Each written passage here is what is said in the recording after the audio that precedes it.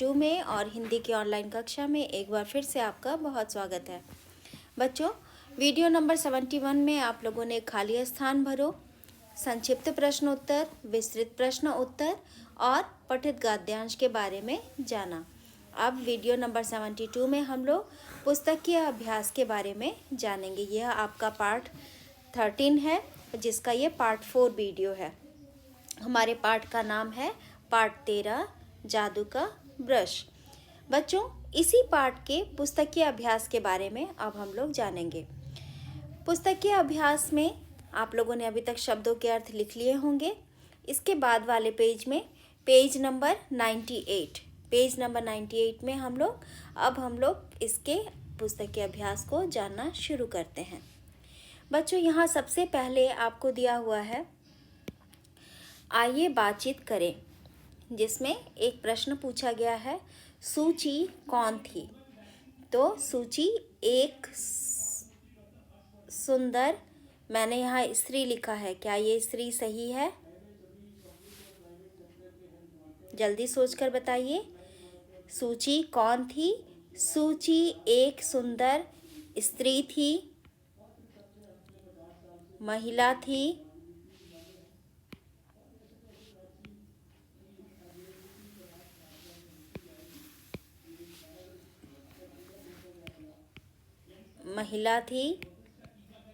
या फिर एक सुंदर लड़की थी?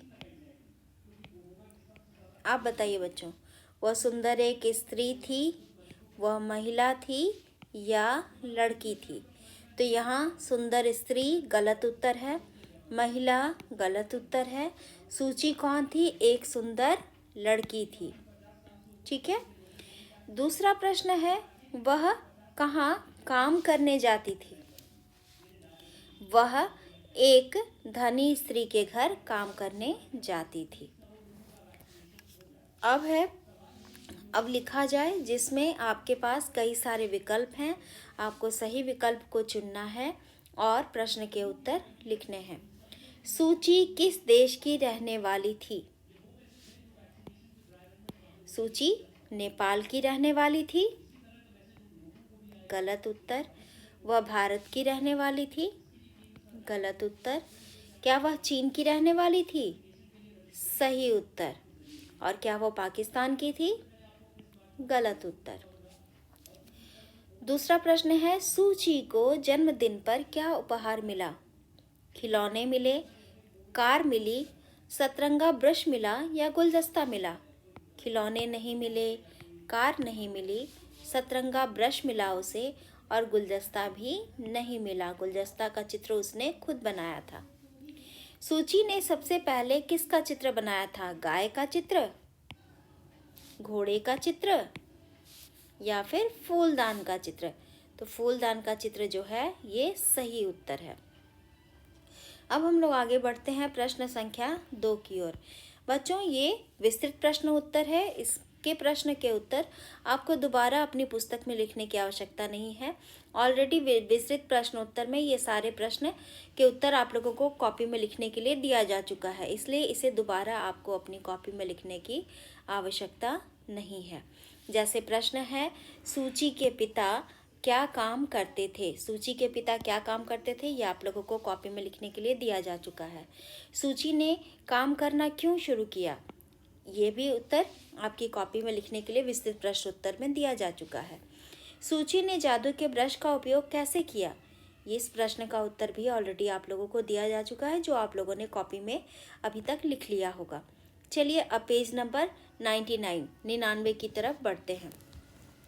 यहाँ पर देखिए बच्चों, आप लोगों को लिखा हुआ है प्रश्न संख्या 3 में, पाठांश को ध्यानपूर्वक पढ़कर नीचे दिए गए प्रश्नों के उत्तर दीजिए।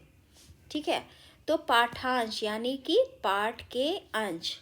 पाठांश का अर्थ होता है पाठ के अंश को क्या करना है बच्चों? ध्यान से पढ़ना है और जो नीचे प्रश्न दिए गए हैं उन सभी प्रश्न को आपको उसके उत्तर लिखना है।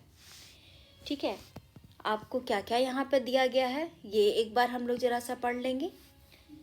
सुबह उठकर जब वह काम पर गई तो देखा कि हवेली में बहुत हंसी खुशी का माहौल था, क्योंकि मालकिन गायब हो गई थी।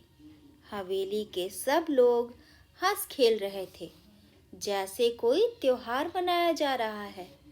सबने सूची से कहा, मालकिन की वापसी का चित्र न बनाना, वह हीरो के बीच खुश होंगी और हम यहाँ उनके बिना खुश हैं। तो बच्चों, ये आपके पाठ से ही एक पाठांश यानी कि गद्यांश लिया गया है और इस गद्यांश की सहायता से प्रश्न का निर्माण किया गया है। आपको प्रश्न को बिल्कुल ध्यान से पढ़ना है, समझना है और उसके बाद उसके उत्तर को लिखना है। सुबह उठकर कौन काम पर गया? सुबह उठकर सूची काम करने गई। हवेली का माहौल हंसी खुशी का क्यों था? मालकिन के हवेली में न होने के कारण माहौल हंसी खुशी का था। हवेली के लोगों ने सूची से क्या कहा? हवेली के लोगों ने सूची से मालकिन की वापसी का चित्र न बनाने को कहा। ठीक है, नेक्स्ट क्वेश्चन है, त्योहार मनाने से क्या अभिप्राय है? त्योहार मनाने से लोगों की हंसी खुशी का अभिप्राय है। मतलब ऐसा कोई फेस्टिवल नहीं मनाया जा रहा था, लेकिन जैसे हम लोग त्योहारों में खुश होते हैं, है ना, हंसी खुशी का माहौल होता है, वैसा ही माहौल मालकिन की हवेली का था। तो मतलब ऐसा लग रहा था जैसे कोई त्योहार मनाया जा रहा हो। अब आगे बढ़ते हैं। यहाँ पे प्रश्न संख्या 1 में लिखा हुआ है, पर्यायवाची शब्द लिखिए। गांव का पर्यायवाची शब्द क्या हो सकता है? ग्राम, घर का आलय, मित्र का सखा, आँख का चक्षु। बच्चों, और भी बहुत सारे शब्द होते हैं, पर यहाँ पर मैंने एक एक लिखा है। अगर आप चाहो तो दूसरा शब्द भी प्रयोग में ला सकते हो, उसे भी आप अपने पुस्तक में लिख सकते हो। पर ये चीज़ का ध्यान रखना कि वे दिए गए प्रश्न के ही पर्यायवाची शब्द होने चाहिए। अब हम लोग प्रश्न संख्या 2 में आते हैं। सही सर्वनाम शब्द चुनकर वाक्य पूरा कीजिए।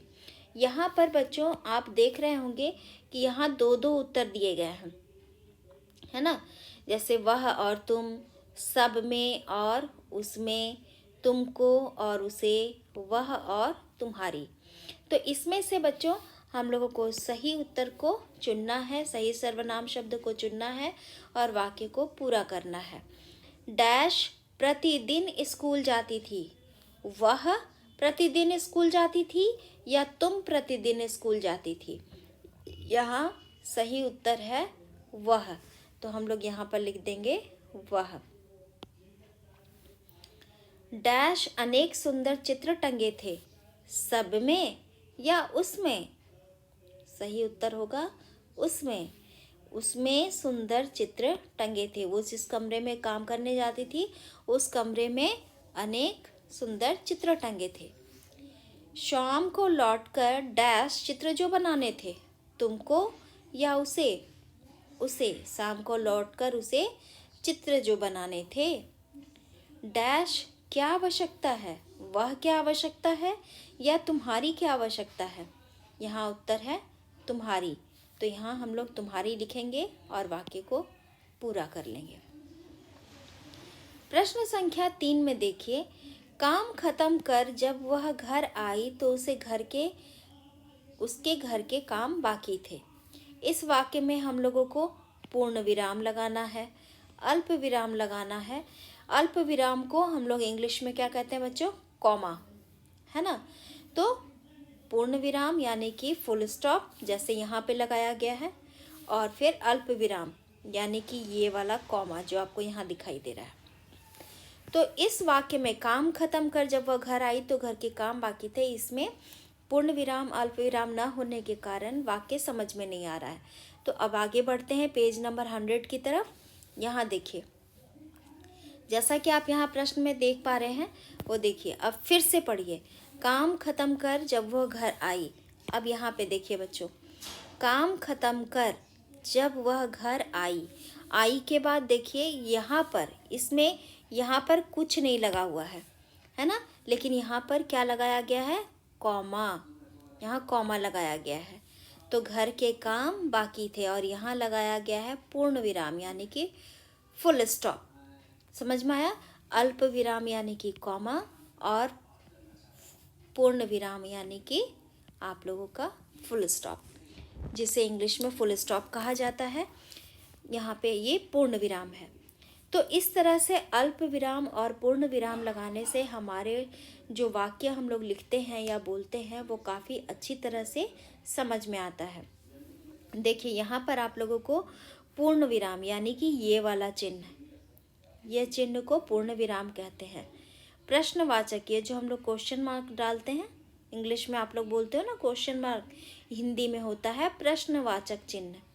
और ये है आपका अल्प विराम यानी कि आपका कॉमा, जिसे आप लोग इंग्लिश में कॉमा कहते हो। तो ये तीनों विराम चिन्ह का प्रयोग हम लोगों को नीचे दिए गए वाक्यों में करना है। ठीक है, नीचे वाक्य दिए गए हैं। चीन के गांव में एक सुंदर लड़की रहती थी। तो चीन के गांव में एक सुंदर लड़की रहती थी, यहाँ पर मैंने पूर्ण विराम लगाया। आप लोग भी अपने पुस्तक में लगाइएगा। इसे कहते हैं पूर्ण विराम। दूसरा प्रश्न है, वे चित्र फूलों, बच्चों, जंगलों, समुद्रों आदि के थे। तो यहाँ पे फूलों, वे चित्र किसके थे, फूलों के थे। तो यहाँ पे कॉमा लगाया गया। बच्चों कॉमा, जंगलों कॉमा, समुद्रों आदि के थे के बाद फिर से पूर्ण विराम का प्रयोग किया गया है। तीसरा है, क्या मैं आपके लिए कुछ बना दूं। यहाँ पे क्या जो है हम लोग कब लिखते हैं या बोलते हैं, जब हम किसी से कुछ पूछते हैं। तो यहाँ पर पूर्ण विराम तो होगा नहीं, कॉमा भी नहीं होगा यानी अल्प विराम भी नहीं होगा। तो यहाँ पर होगा प्रश्नवाचक चिन्ह यानी कि क्वेश्चन मार्क। अब हम लोग आगे बढ़ते हैं। मेरे लिए हीरो की खान बना दो। बच्चों ये वाक्य किसने कहा था, मालकिन ने। किससे कहा था, सूची से। तो मेरे लिए हीरो की खान बना दो, दो के बाद यहाँ पर मैंने पूर्ण विराम का प्रयोग किया है। तो इस तरह से प्रश्नवाचक चिन्ह, पूर्ण विराम और अल्प विराम की सहायता से वाक्य को और भी स्पष्ट किया गया है। पृष्ठ संख्या 100 में आप लोगों को एक होमवर्क भी दिया गया है। यदि आपके पास जादू का ब्रश होता तो आप क्या बनाना पसंद करेंगे। नीचे दिए गए स्थान पर उसे बनाइए। ये आप लोगों को मैंने जनवरी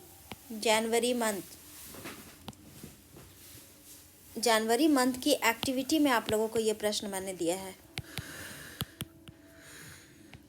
इस प्रश्न का उत्तर आप लोग अपनी एक्टिविटी कॉपी में करेंगे। ये एक्टिविटी ऑलरेडी आपके क्लास वर्क सेक्शन में दिया जा चुका है। आप लोग इस प्रश्न का उत्तर अपनी एक्टिविटी कॉपी में पूरा करेंगे। तो बच्चों इस तरह से आप लोग अपने पुस्तक के अभ्यास को अपने पुस्तक में ही पूरा कीजिएगा और अपने इस पाठ के सभी कार्यों को बहुत ही अच्छी तरह पूर्ण कर लीजिए। अपनी एक्टिविटी को एक्टिविटी कॉपी में पूरी कर लीजिए। तब तक आप लोग स्वस्थ रहिए और खुश रहिए।